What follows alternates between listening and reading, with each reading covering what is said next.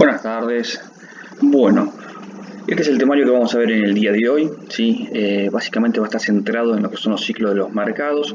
Después vamos a ver algunos aspectos particulares del ciclo emocional del inversor. Algunos aspectos referidos a las tendencias. Vamos a analizar las principales caídas que ha sufrido durante el siglo XX y el siglo XXI, lo que va del siglo XXI, el mercado. Vamos a analizar qué es y cómo se comporta un mercado bajista, la duración de este, algunas nuevas perspectivas que podemos tener e incorporar a nuestros conceptos, el desempeño de la economía y los mercados por distintos sectores. Por último, vamos a analizar el dólar comparado con otras divisas y cuál puede ser, a juicio personal, el comportamiento del dólar para los próximos meses con respecto al peso.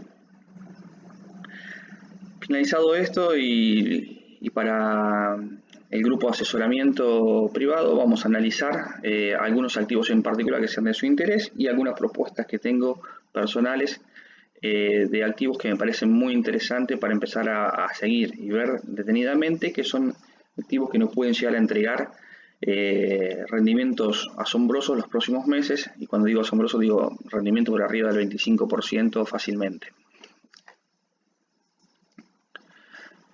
¿Qué son los ciclos de los mercados?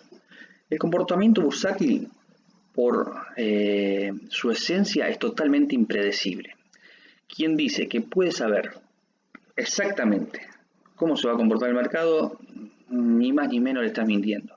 Nosotros lo que podemos hacer es tratar de predecir un comportamiento futuro en base a análisis, en base a la experiencia, en base al comportamiento pasado, pero asignando probabilidades. Nosotros lo que hacemos es asignar un cierto número de probabilidades a la posibilidad de la ocurrencia de determinados acontecimientos.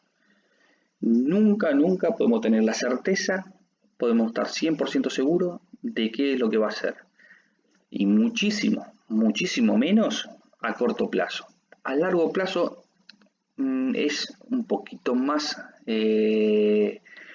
sencillo de predecir algún desarrollo futuro del mercado dentro de ciertos parámetros y con ciertas probabilidades.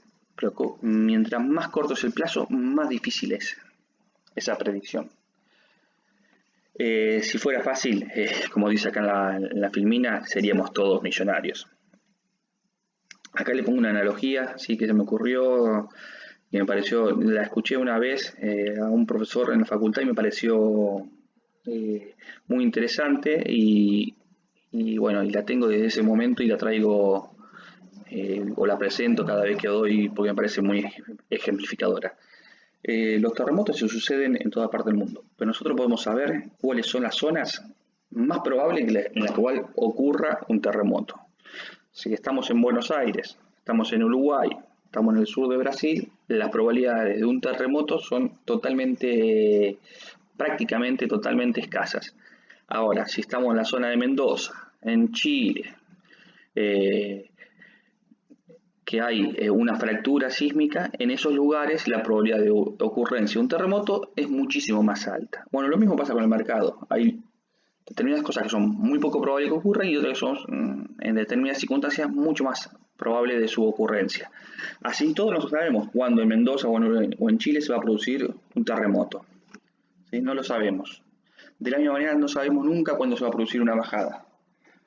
Podemos ensayar distintas teorías en base al comportamiento pasado, en base a distintos análisis, en base al análisis técnico, el análisis de la economía, de alguna probabilidad, de asignar probabilidades a esa ocurrencia en determinado tiempo. Pero con exactitud no lo vamos a saber nunca. ¿Qué son los ciclos de los mercados? Los ciclos son tendencias que permiten a algunos valores o clases de activos poder tener un mejor comportamiento y un mejor rendimiento que otros. Así podemos ver, por ejemplo, ¿sí? En determinadas circunstancias el oro estaba bajando y el mercado de acciones volaba. El oro ni se movía, estaba totalmente desatendido y las acciones volaban. Ahora, las acciones están quietas desde hace unos meses o sufren algunas caídas y el oro se ha revalorizado. Las materias primas ¿sí? Estaban en un ciclo bajista durante varios años y determinados factores, cansancio del mercado, sobreexageración de algunos valores, el surgimiento de la inflación, conflictos como el de Rusia-Ucrania, han hecho que las materias primas se despertaran y aumentaran significativamente su valor.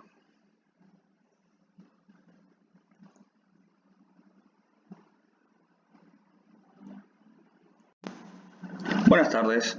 Bueno, hoy vamos a ver ciclo de los mercados.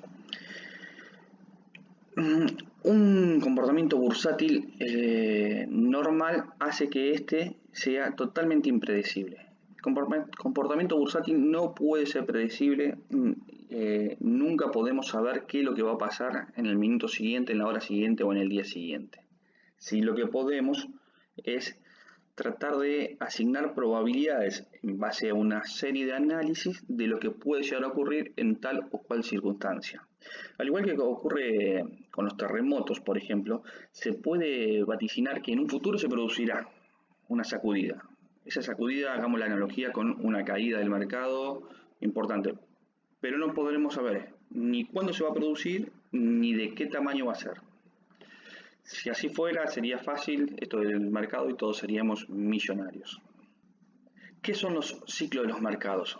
Bueno, son tendencias que permiten algunos valores. Cuando digo valores me refiero a acciones, bonos, metales, dependiendo de lo que uno esté, del tipo de ciclo que esté analizando, ¿cierto?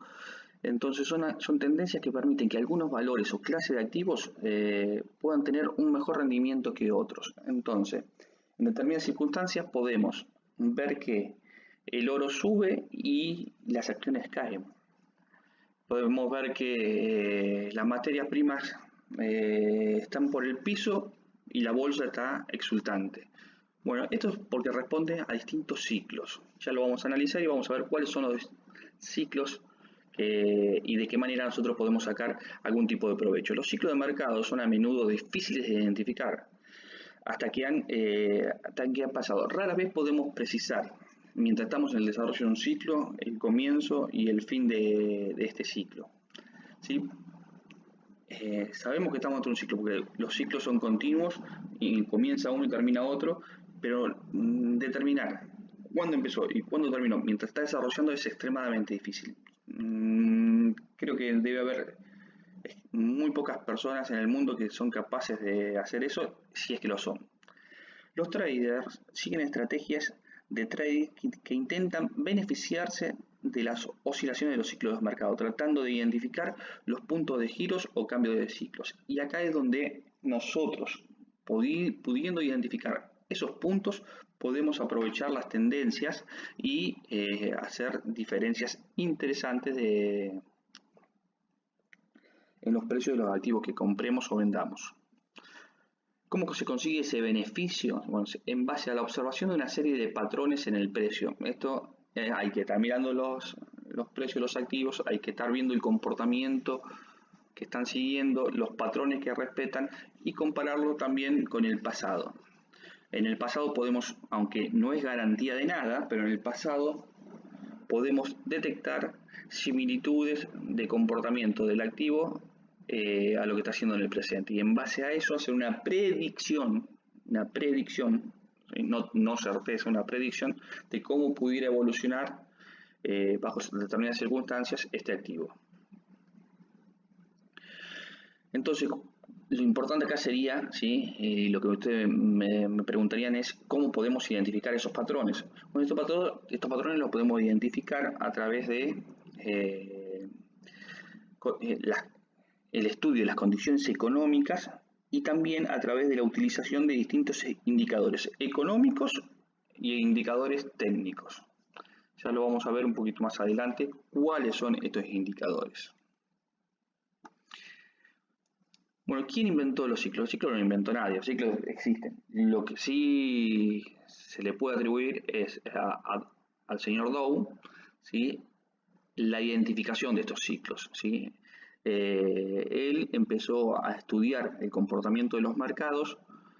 Charles Henry Dow, ¿sí? Era un periodista estadounidense que estaba muy interesado en los mercados, era un inversionista y quería ver de qué manera se comportaba la economía y los mercados, y de esa manera, a través de distintos estudios, poder obtener algún tipo de ventaja con respecto al resto de los analistas. Bueno, y él fue quien básicamente descubrió el comportamiento de los ciclos que estamos estudiando en el día de hoy. En su visión existen ciclos de largo plazo, ciclos de medio plazo y ciclos de corto plazo. Los de corto plazo están dentro de los de medio plazo y los de medio plazo están dentro de los largo plazo. Así que podemos estar en una tendencia entre corto, medio y largo plazo, pero también podemos ver comportamientos de corto plazo alcista y de mediano plazo bajista, o al revés, ¿sí? Podemos ver que actualmente el mercado hace casi 11 o 12 años que no para de crecer, ¿sí? Pero dentro de ese crecimiento de largo plazo del mercado tenemos caídas importantes como fue lo de la pandemia y como estamos sufriendo actualmente. Entonces el comportamiento de largo plazo sigue siendo alcista por el momento, pero tenemos un comportamiento de mediano plazo y de corto plazo bajista. Bueno, un ciclo se compone de 4 fases, ¿sí? Que son las que tenemos acá en este momento.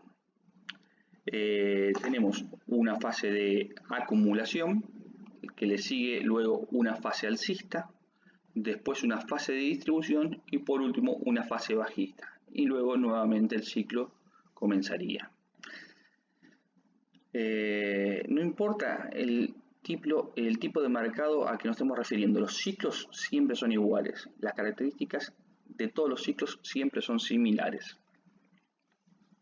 En la fase de acumulación es una fase que ocurre cuando el mercado alcanza su suelo, es decir, un mínimo. Los inversores que son más avispados, que tienen mayor trayectoria en el mercado, que tienen más experiencia, que tienen mayor cantidad de recursos, ¿sí? Son los que comienzan a identificar que el ciclo de bajada está finalizando o ha finalizado. Entonces, en esta fase, el sentimiento general que reina en el mercado es totalmente bajista.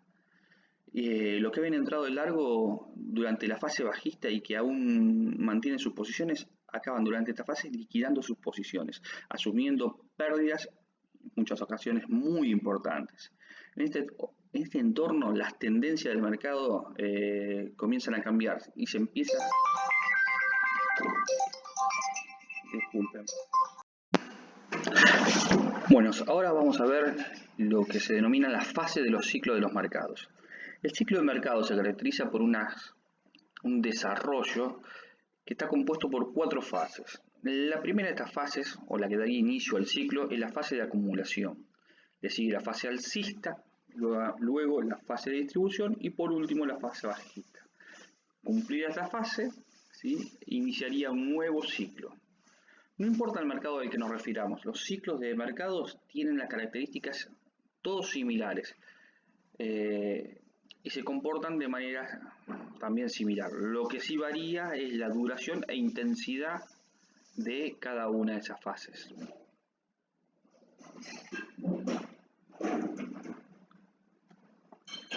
Acumulación. En esta fase ocurre cuando el mercado alcanza su suelo o el mínimo. Los inversores más avispados o traders experimentados comienzan a comprar, pues prevén que la fase de bajada ha terminado.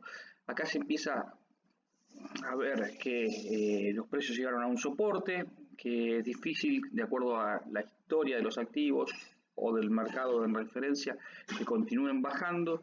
Es donde suele identificarse como un probable punto de rebote. Y entonces empieza a verse el ingreso de los primeros inversores que tratan de ganar lo más posible en el desarrollo de la fase futura alcista que se estaría por desarrollar. En esta fase el sentimiento general del mercado aún es bajista. Los que habían entrado en largo significa aquellos que apuestan al alza, durante la fase bajista y que aún mantenían sus posiciones, acaban durante esta fase liquidando sus posiciones, asumiendo las pérdidas. Y aquí a veces las pérdidas son muy significativas. En este entorno, la tendencia del precio del mercado comienza a cambiar de negativa a neutral. Es decir, que empezamos a ver una estabilización de los precios, de los índices también, y una fluctuación en un mercado lateral. Los precios suben dentro de un determinado rango, bajan, suben, bajan dentro de ese determinado rango.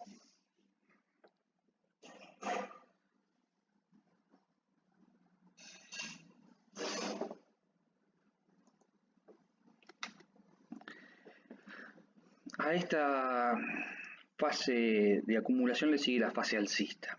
El mercado ha cambiado en consolidación y estable durante un cierto tiempo en la fase de acumulación y el precio comienza a subir señalando el principio de la fase alcista. Muchos comienzan a subirse al carro alcista, incluyendo analistas técnicos, quienes ven que la acción del precio comienza a registrar mínimos sucesivamente mayores, reconociendo que el sentimiento general del mercado está cambiando. Acá lo que vemos es que este es uno de los primeros indicios que podemos percibir, es primero el alza de los precios que rompen con esa zona de acumulación en la cual se encontraba y que el precio estaba lateralizando. El segundo elemento de confirmación de que vemos que estamos saliendo de esta fase de acumulación pasando al alcista es que los precios mínimos cada vez son más altos. Entonces se puede tirar una línea de tendencia pasando por los precios mínimos y si vemos que se sigue cumpliendo este fenómeno es porque estamos decididamente ingresando en una fase alcista. Acá lo podemos ver. Tenemos una zona de acumulación, acá estamos en velas mensuales, ¿no es cierto? Donde cada una de estas velas representa un mes, una fase de acumulación. Parece chiquitito, pero esta fase de acumulación duró 2 años y medio. Luego vemos una alza, muy importante, una distribución y una caída. Una caída que a la cual debo decir una nueva fase alcista, una nueva fase de acumulación, alcista, acumulación, alcista, acumulación. En cada uno de estos procesos de acumulación, ¿sí?, tenemos periodos de tiempo que oscilan entre el año y los 6 meses a los 2 años y medio.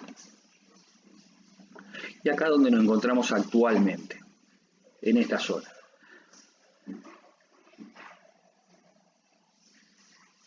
A medida que se desarrolla esta fase, la fase alcista, van entrando al mercado cada vez más compradores, pasando el sentimiento del mercado a un estado eufórico, produciéndose grandes subidas. En este momento es cuando se suelen producir los mayores beneficios a corto plazo.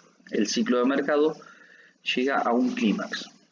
Tras esta situación, los compradores más tardíos comienzan a entrar al mercado, mientras que los inversores y traders más experimentados comienzan a vender. Para que estos últimos puedan salir, necesita que los primeros ingresen. Así, la subida de precios comienza a ralentizarse, porque ya la demanda es satisfecha por los que ingresaron primeros al mercado. La fase de distribución es la tercera fase del ciclo del mercado. Los vendedores comienzan a dominar la situación. Esta parte del ciclo de mercado se identifica por un periodo en el que el sentimiento alcista de la etapa anterior se vuelve a mixto o neutral. El precio a menudo se mantiene lateralizando, al igual que ha pasado en la fase de acumulación. El precio que está lateralizando no es que está siempre en una misma línea, sube, baja, pero dentro siempre de un determinado zona del mercado, una zona de precios. Cuando esta fase concluye, el mercado comienza a cambiar de dirección y se forman patrones gráficos de cambio de tendencia bajista típicos, como el doble techo, el triple techo, el patrón hombro, cabeza, hombro y algunos otros figuras que se ven y se estudian en el charting. La fase de distribución del ciclo del mercado es una etapa muy emocional, diría yo que una de las más emocionales para el inversor. Los traders intercalan periodos de temor con periodos de esperanza e incluso avaricia. El mercado puede parecer que comienza a subir fuerte de nuevo en varias ocasiones, y esto es lo que hace jugar con los sentimientos de los inversores. Ese sentimiento de que, la pegué, ahora arranca, me vuelvo millonario, luego viene una caída importante y el inversor se deprime, especialmente aquellos que son novatos en este tema. El precio alcanza máximos que en muchas ocasiones pueden ser incluso excesivos para el activo dado, y por ello los inversores más experimentados se mantienen afuera. El sentimiento del mercado comienza a ser neutral como transición al sentimiento negativo. La transición se puede acelerar por malas noticias económicas o políticas, a veces locales y a veces globales. En los últimos meses vimos precios de activos que estaban volados por las nubes, que eran injustificados en relación a las ventas que tiene la empresa y en relación a las ganancias, si es que tiene ganancias, porque hay un montón de empresas que están súper valoradas y todavía nunca en su vida dieron un solo centavo de ganancia. No digo un peso, un centavo. Es más, hasta anuncian que en los próximos años seguirán dando pérdidas y están por las nubes. La fase bajista es la fase final del ciclo y se caracteriza por un sentimiento negativo generalizado. Este ciclo no va a terminar más, nunca los precios van a dejar de caer, ya perforaron el piso, el mercado no es para mí, se escuchan un número de frases.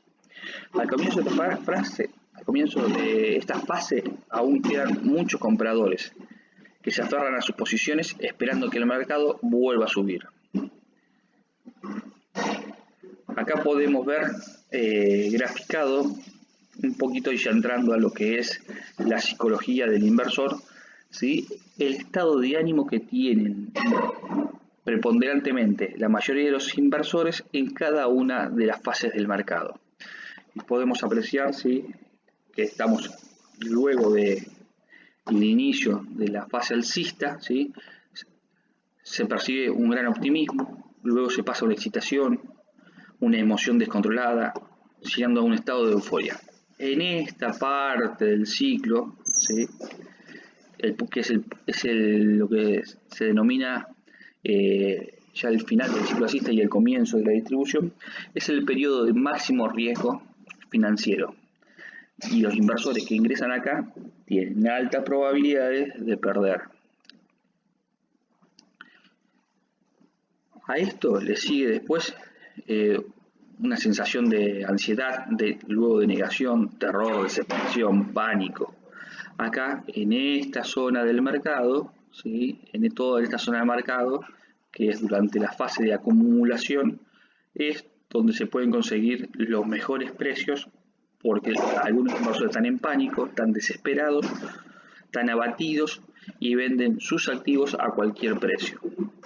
Acá es cuando los inversores más pacientes, más experimentados, con más recursos, aquellos que han acumulado, como vengo insistiendo reiteradamente, hay que acumular capital para tener disponible para cuando se producen estas oportunidades. No hay que estar totalmente invertido el 100% del capital el 100% del tiempo. A veces sé que es muy difícil a muchos inversores mantenerse líquidos. Le quema la plata, quieren salir y invertir ya la plata, no pueden ver 100 pesos, 1000 pesos en su cuenta que la quieren invertir ya, y a lo mejor no es el momento ese, porque por ahí estamos en este momento de la etapa, los precios siguen cayendo, y yo entro por acá y a lo mejor al final de la etapa voy a ganar, pero perdí todo este tiempo y dejé de ganar todo esto. Si yo entraba mucho más abajo tenía una mayor probabilidad, un menor riesgo, mayor probabilidad de ganancia y ganancias más sustanciales. Acá lo vemos graficado. una parte del ciclo, pero lo que quería resaltar es la parte de abajo, ¿sí? Donde vemos marcado un poquito más preciso las etapas, ¿sí? En este punto de máximo riesgo financiero, ¿sí? Coinciden con la cumbre. Toda esta etapa y la caída. Esta etapa que está acá, ¿sí? Es cuando se toca fondo y se empiezan a escuchar las frases que les mencionaba anteriormente: los mercados no son para mí. Y acá es cuando se producen las mejores oportunidades para el inversor. Y luego sí, ya empieza la recuperación de los activos y empiezan a ingresar nuevos inversores, viejos inversores o los pocos que han subsistido, y nuevos inversores atraídos por la posibilidad de grandes ganancias. Los ciclos sectoriales de los mercados económicos y bursátiles. Yo, como les mencioné al comienzo, tenemos distintos ciclos: ciclos del mercado y ciclo de la economía. Vemos este grafiquito, ¿sí? No es mío, hace un tiempo atrás lo vi, me gustó y lo tomé prestado. Vemos graficado en amarillo, ¿sí? Lo que sería el ciclo de la economía, y en celeste el ciclo de la bolsa. En verde, ¿sí? La intersección de ambos ciclos. También está graficado, a juicio de lo que fue el diseñador del gráfico, los periodos aproximados en el ciclo de la bolsa, donde se obtendrían normalmente mejores condiciones para el ingreso a esos sectores. Pero a mí lo que me interesa resaltar de este gráfico, ¿sí? Es que podemos ver cómo normalmente, ¿sí? El ciclo de la bolsa se adelanta. Vemos acá la cresta y acá la cresta, ¿sí? El techo de la cresta de la montaña, ¿sí? El techo de los precios del mercado y el techo de la economía. Como el mercado se suele adelantar entre 6 meses a 12 meses, a veces 18 meses, al desarrollo de los acontecimientos de la economía. Cuando la economía está llegando a su clímax, el mercado ya está cayendo, porque se va adelantando al siguiente periodo.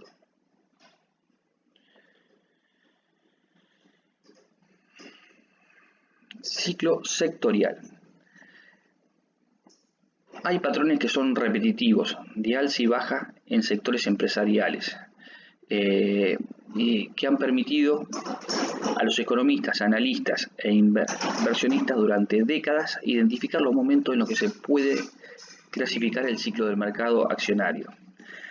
Estos sectores empresariales tradicionalmente suelen comportarse, ¿sí? Avanzar o disminuir a un ritmo diferente que los ciclos generales económicos y bursátiles.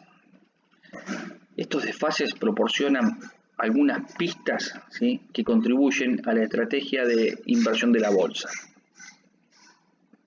Por ejemplo, y acá se lo he resaltado en amarillo, el sector financiero suele liderar el mercado de valores. Es decir, cuando el sector financiero empieza a subir, es muy probable que estemos por entrar en una fase alcista. Cuando el sector financiero empieza a caer, es muy probable que se esté ingresando a una fase bajista.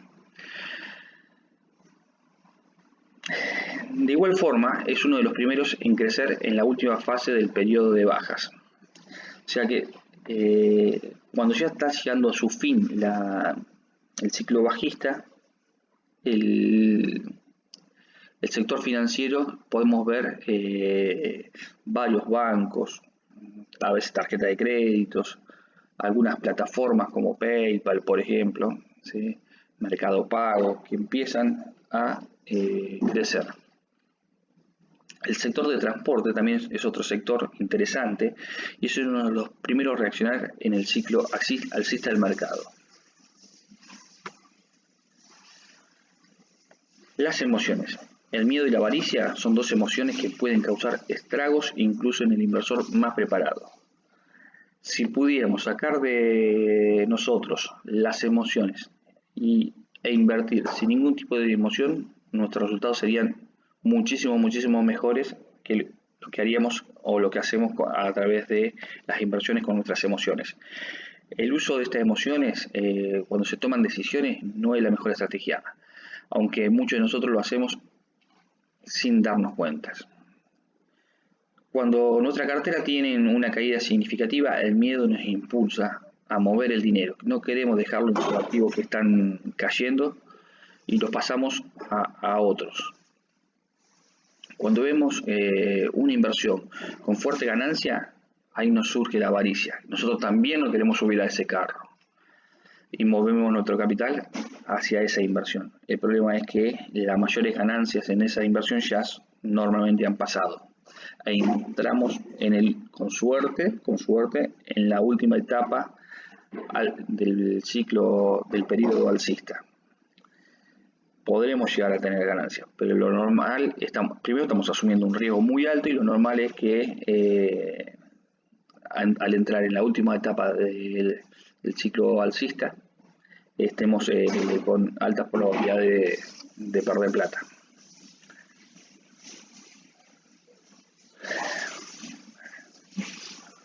Como inversores debemos tener bien en claro que todo tiene su ciclo, ¿sí?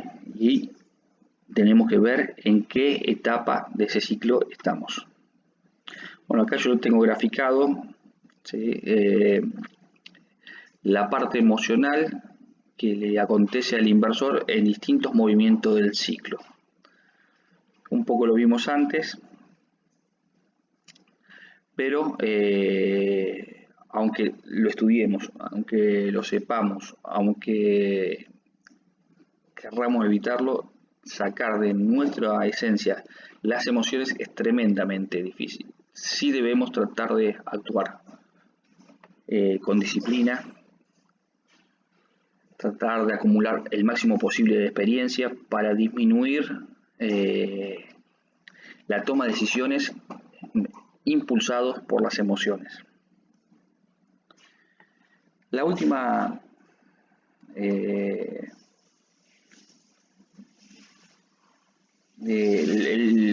una de las, acá lo que vamos a ver ahora es estudiar un poquito cuáles son los estados de ánimos y los riesgos que tenemos en cada una de las emociones que vive el inversor, ¿sí? En el optimismo todo parece maravilloso, el mundo de las inversiones es lo que la esencia, quiero largar el trabajo que tengo actualmente, quiero dedicarme a esto, me parece todo color de rosa. Saco número, agarro la calculadora, como no lo descubrí antes, esto es lo mío, es todo bueno, todo positivo. Quiero vender la casa, quiero hipotecarla, vendo el auto y lo meto a la bolsa. Estos son las frases que se suelen escuchar muchas veces en este estado de ánimo. Otras emociones que están emparentados son el entusiasmo y la emoción. Acá vemos que cuando empezamos a tener entusiasmo es porque las cosas empiezan a moverse a nuestro favor y empiezan a acelerarse. Y nos da la sensación que estamos sobre una nube. Empezamos a realizar nuestros cálculos y miramos las posibilidades que tenemos. Empezamos a sacar porcentaje, va a crecer un 20, 30 y a veces tiramos números alocados. Los mercados bajistas a menudo, sí, casi siempre, como les repetí ya varias veces, no hay nada 100% seguro, pero en la mayoría de las veces, sí, los mercados bajistas van acompañados de una recesión económica y un alto desempleo. Pero los mercados bajistas también pueden ser excelentes oportunidades de compra mientras los precios están deprimidos. Comprar durante los mercados bajistas brinda excelente oportunidad de ingreso a precios extremadamente bajos con márgenes de seguridad muy altos si sabemos escoger las empresas que nos brindan un margen de seguridad adecuado, que son empresas que sabemos que en primer lugar no van a desaparecer en los próximos 2 o 3 años. El 20% es un número arbitrario, al igual que la disminución de un 10% en un punto de referencia arbitrario para una corrección. Esto es lo que se escucha y que hoy le mencionaba en la definición más popular de lo que son los mercados bajistas. ¿Sí? Cuando la caída es del 20%, se entró a un mercado bajista. Cuando tenemos una caída de un 10%, es una corrección. Bueno, nada, como le vengo repitiendo, es 100% seguro ni es totalmente así. Yo me inclino más por esta definición que está acá. ¿Sí? Un mercado bajista es cuando los inversores son más reacios al riesgo que buscadores de riesgo. ¿Sí? Esto, para mí, acá, cuando se da estos requisitos o se da esta situación, es que estamos claramente en un mercado bajista. Este tipo de mercado bajista puede durar meses, a veces años, ya que los inversores evitan la especulación en favor de las inversiones financieras más estables. El mercado bajista, que comenzó en marzo de 2020, comenzó debido a una serie de factores, incluida la reducción de las ganancias corporativas y posiblemente la duración del mercado alcista de 11 años que lo precedió. La causa inmediata del mercado bajista fue una combinación de precauciones persistentes sobre el efecto de la pandemia del COVID-19 en la economía mundial y una desafortunada guerra de precios en los mercados petroleros. Recordemos esta guerra de precios que comenzó entre Arabia Saudita y Rusia. Una nueva perspectiva. La duración media, esto para que tengamos una noción y recordemos estos 3-4 datos importantes. La duración media de un mercado bajista es de 349 días, casi un año. Y la pérdida media de un mercado bajista es del 36%. El mercado bajista promedio duró 1,4 años y la pérdida promedio acumulada fue de 41%. El mercado alcista promedio duró 9,1 años y con un rendimiento total promedio acumulado de 480%. Como podemos ver, ¿sí? Los mercados alcistas son más duraderos y yo creo que en virtud de esta duración, ¿sí?, ofrecen un rendimiento muy superior a los mercados bajistas.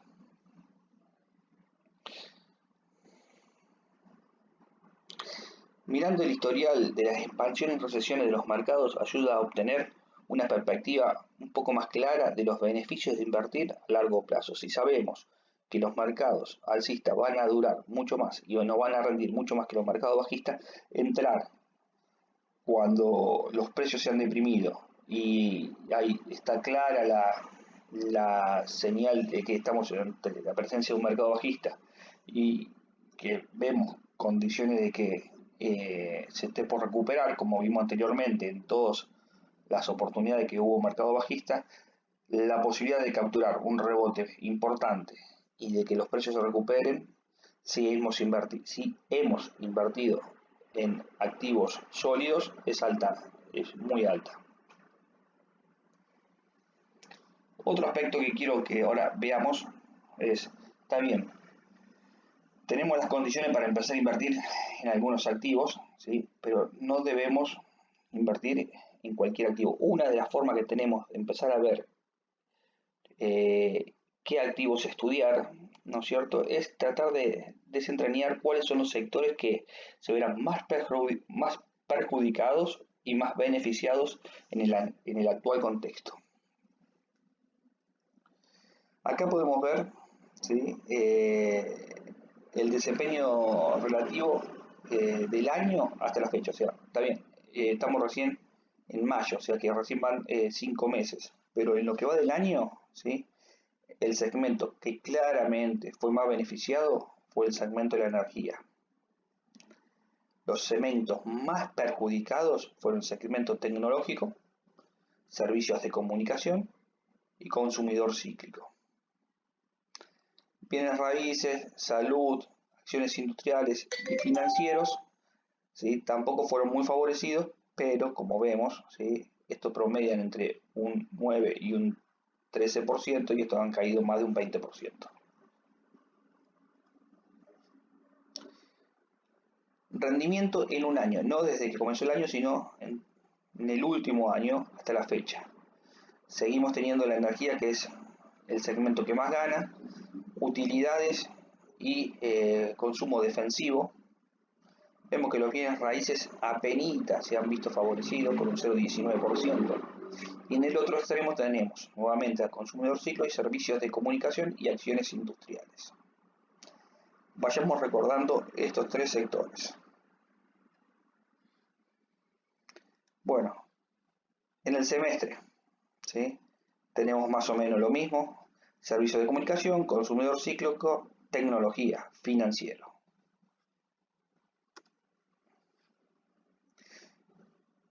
Miren, miremos ahora, ¿sí? Rendimiento en un mes. Energía está subiendo muy poquito. Servicios de comunicación, consumidor cíclico, están cayendo bastante fuerte. Financiero, bastante fuerte. Esto fue en el último mes. Ahora miremos la última semana. Hubo un rebrote, ¿sí? En la recuperación de la energía, pero acá vemos un sector que venía entre los últimos que empezó a reaccionar: servicios de comunicación. Otro sector que vemos que empezó a reaccionar es las acciones vinculadas a la tecnología, también un poquitito, casi el 1%. Materiales básicos, también casi el 0,7%. Pero vemos que son sectores que están empezando a moverse a poquito.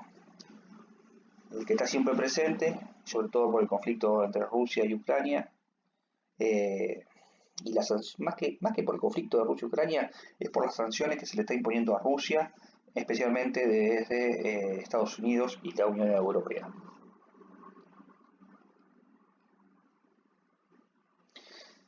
Bueno, eso es dentro de los sectores. Ahora, ¿cuáles eran los sectores que se habían visto más perjudicados y más beneficiados? Ahora vamos a ver dentro de cada uno de los sectores. Uno de los que yo les mencioné anteriormente es el consumidor cíclico. Dentro del consumo cíclico, ¿sí? Tenemos todas estas series de ítems, ¿sí? Vemos que el juego, ¿sí? Acá dentro del juego están los videojuegos, las consolas, están también las ventas de máquinas para los casinos, ¿cómo se llama esto? Para los bingos, bueno, todo ese tipo de internet minorista, ocio, manufactura de ropa, calzado y accesorios. Miremos estos calzados y accesorios, ¿sí? Pensemos ahí en Nike, Adidas, por ejemplo. Grandes almacenes, ¿sí? Grandes almacenes, acá tenemos a Walmart, Amazon, Mercado Libre, ¿sí? Que son consumos cíclicos, pero a su vez también algunos de estos consumos cíclicos son tecnológicos. Normalmente las grandes empresas están abarcadas por varios sectores: alojamiento, manufactura textil, restaurantes, McDonald's, por ejemplo, Starbucks, que es una de las acciones que me gusta mucho, paga muy buenos dividendos, tiene un crecimiento continuo casi todos los años, está bien posicionada para, después de esta caída transitoria que ha tenido, para reaccionar. Es una acción que me gustaría que vayamos siguiendo. Comunicaciones. Miremos en el semestre: juegos electrónicos y multimedia, entretenimiento, contenido de información en internet, agencia de publicidad. Bueno, casi todos los ítems están negativos, no casi todos están negativos.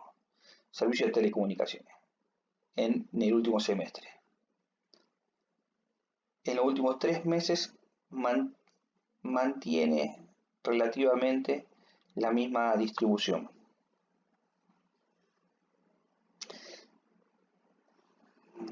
Volviendo a esto, ¿sí?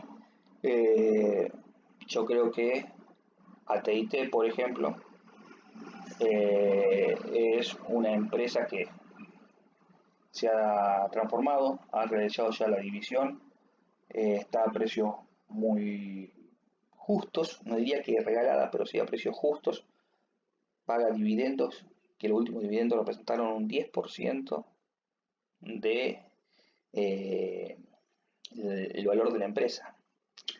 Así que posiblemente ahora con la división de la empresa lo reduzcan, pero así y todo, los dividendos son uno de los más altos del mercado y tiene bastante para crecer. Es otra de las empresas que me gusta. Sigamos. Tecnología. ¿Sí? En el último semestre y los 3 meses, vemos que aplicaciones de software, tecnología solar, infraestructura, equipos y materiales de semiconductores. Acá tenemos empresas como Nvidia, como Taiwan Semiconductor, como Qualcomm, como Broadcom, bueno, instrumentos científicos, semiconductores, equipos de comunicación, servicios. ¿Ves lo que yo le digo? Hay empresas que ocupan varios sectores: equipos de comunicación, servicios de tecnología de la informática, y así vamos viendo, ¿sí?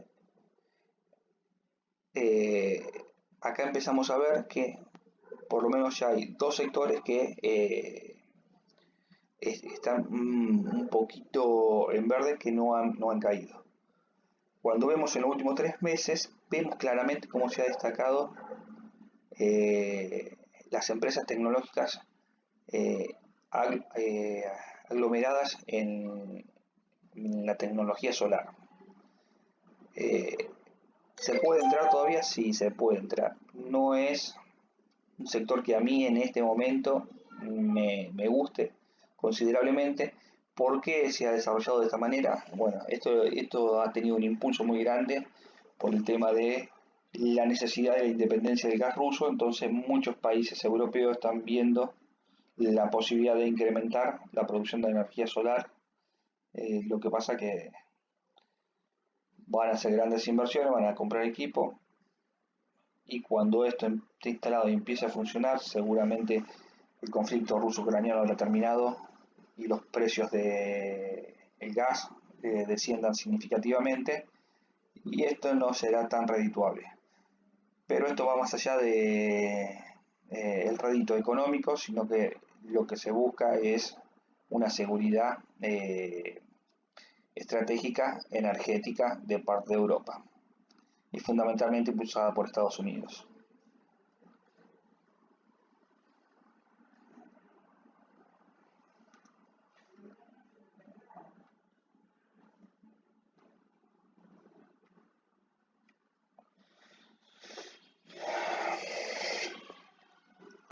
Bueno, yo acá hice, ¿sí?, un pequeño grafiquito y puse los activos que en los últimos 3 meses han sufrido mayor movimiento, ¿sí? Y claramente tenemos la energía solar, distribución electrónica e informática, equipos, materiales semiconductores, los semiconductores, hardware de computadora, eh, componentes eléctricos, equipos de comunicación, servicio de tecnología de información, aplicaciones de software y infraestructura, y lo que menos se está moviendo en este momento.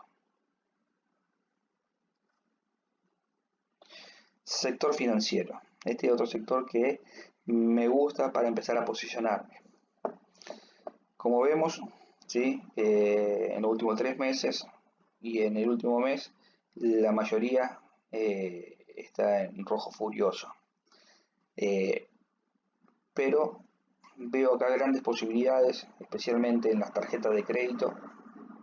Tenemos tres grandes tarjetas de créditos: American Express, Visa y Mastercard. American Express es una de las empresas favoritas de Warren Buffett. De todas formas, haciendo un análisis de las tres, y la que menos potencial le veo de apreciación, en virtud que también ha sido la que menos ha caído y una de las que primero se ha recuperado después de la pandemia, y después de la pandemia no ha sufrido grandes caídas. Así que le veo más potencial de ganancia a las otras dos.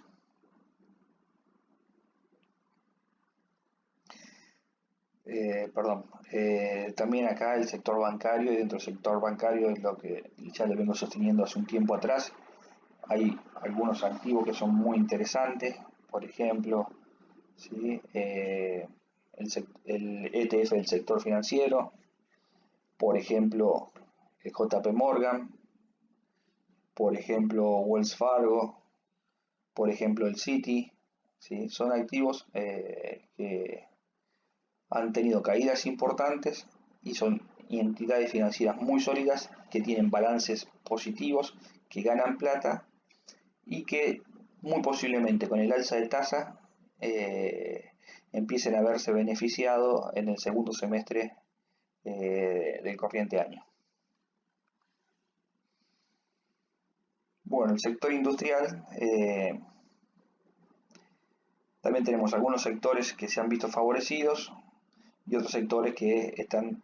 El sector industrial es un sector muy amplio que abarca la fabricación de casi todo. Entonces, acá este es un sector que a su vez deberíamos subdividirlo por otros sectores internos dentro de él. Todo aquello que ha sido vinculado con lo que es el desarrollo armamentístico ha sufrido un impulso muy importante en los últimos 2 meses y es lo que ha corrido en punta.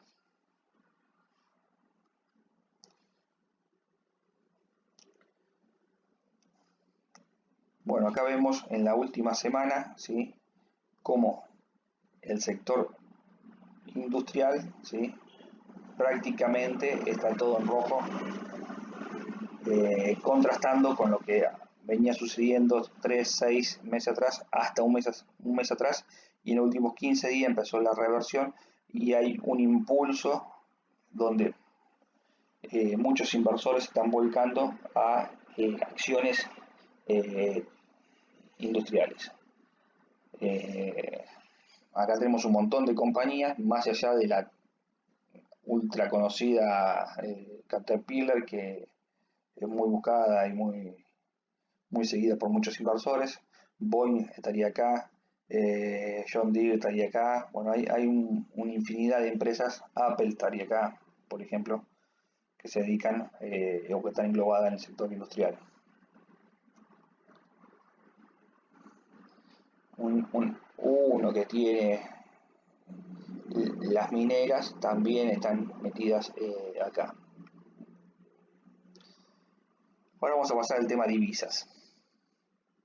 Lo vamos a hacer medio rapidito porque ya se está haciendo demasiado extenso la charla del día de hoy. ¿Qué es lo que quiero ver? ¿Sí? Esto es el euro contra el dólar. Hemos llegado a ver al euro 1,6 con respecto al dólar y ahora está 1,05, así que ha perdido casi un 50% de su valor en el último tiempo. ¿Sí?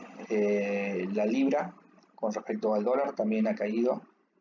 Esto implica que el dólar con respecto al yen, ¿sí?, ha subido.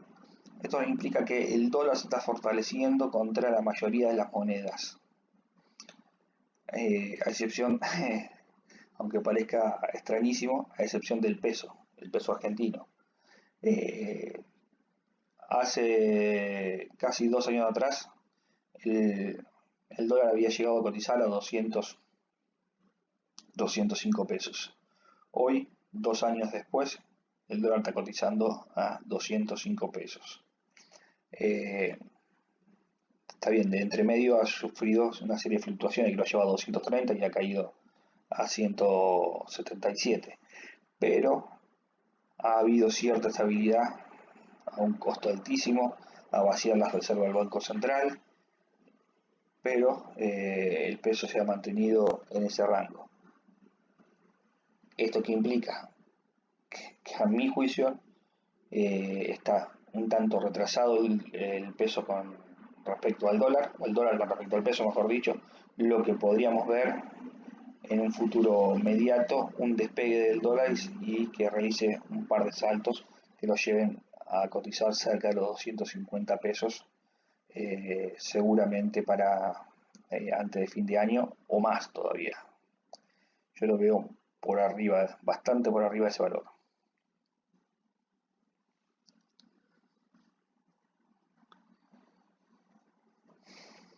Bueno, acá vemos graficada la evolución. Allá veíamos la foto, acá podemos ver un poquito la película, cómo el euro ha ido cayendo, ¿sí?, en los últimos 3 meses, cómo la libra esterlina ha ido cayendo, cómo el yen ha ido cayendo con respecto al dólar. Bueno, acá se ve que sube porque están invertidos los parámetros, entonces acá el dólar se está apreciando contra el yen, pero vendría a ser el mismo dibujo, el dólar fortaleciéndose contra las 3 principales monedas. Contra el dólar canadiense, ¿sí?, vemos que hay una estabilidad. El dólar canadiense está muy atado al dólar, así que trata de ir replicando la evolución. Un dólar que se mira mucho en el sur de Asia es la moneda neozelandesa, que bueno, acá vemos que ha tenido una apreciación de moneda neozelandesa y actualmente está cayendo. Y acá podemos ver la relación de otras monedas, ¿sí?, el euro contra la libra esterlina o la libra esterlina contra el yen.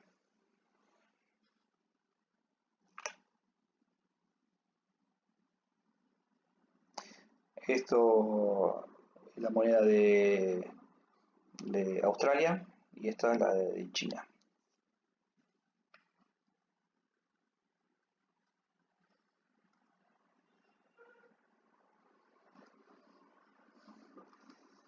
Bueno, vamos a hacer una pequeña pausita y vamos a pasar a ver algunos activos para el personal que pertenece al grupo de asesoramiento.